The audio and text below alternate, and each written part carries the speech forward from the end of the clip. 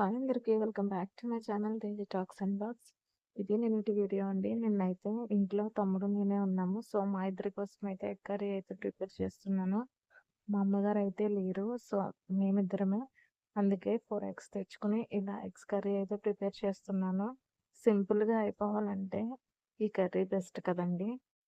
So ఇంట్లో వాళ్ళు తినేటప్పుడు లేనప్పుడైతే నాకైతే కర్రీ వండడానికి అంతగా ఇష్టమవ్వదండి.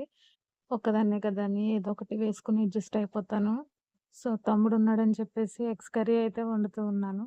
సో మీరైతే ఏం చేస్తారో కామెంట్‌లో అయితే చెప్పండి. సో రెసిపీ అయితే నేను చెప్పట్లేదు కానీ 4 ఎగ్స్ అయితే తీసుకొచ్చానన్నాను కదా!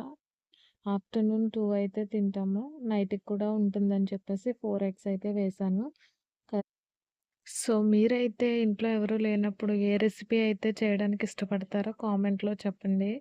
నేనైతే ఇలాగ ఎగ్స్ కర్రీ అయితే ప్రిపేర్ చేసి మా లంచ్, డిన్నర్ అయితే కానిచ్చేసాం. వీడియో నచ్చితే లైక్